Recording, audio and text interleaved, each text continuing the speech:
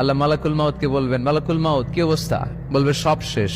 মাইয়াব্বা, কে বাকি? মালাকুল মাউত বলবে জিনেরা বাকি, যাদেরকে দেখা যায় না। আল্লাহ বলবেন জিনদেরকেও শেষ করে ফেলো, রুহু কবজ করো। মালাকুল মাউত আজরাইল জিনদের রুহু কবজ করবে। আল্লাহ এবার জিজ্ঞেস করবে, ইয়া মালাকাল মাউত আখবিরনি মাইয়াব্বা, এবার বলো আর কে বাকি? মালাকুল মাউত বলবে, আল্লাহ মানুষগুলো সব শেষ, জিনগুলাও শেষ, এবার বাকি ইবলিস শয়তান। কে বাকি?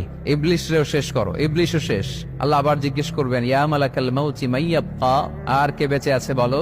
মালাকুল মাউত বলবে, আল্লাহ আপনার কথা অনুযায়ী পৃথিবীর সব মানুষের রুহু কবজ করলাম, সব জিনদের রুহু কবজ করলাম, ইবলিসের রুহু কবজ করলাম, এখন আছে শুধু ফেরেশতা। আছে কারা? যাও ফেরেশতাদের রুহু কবজ করো। ফেরেশতাদের রুহু কবজ হয়ে যাবে। এবার আল্লাহ জিজ্ঞেস করবেন, ইয়া মালাকাল মাউত আখবিরনি মাইয়াব্বা।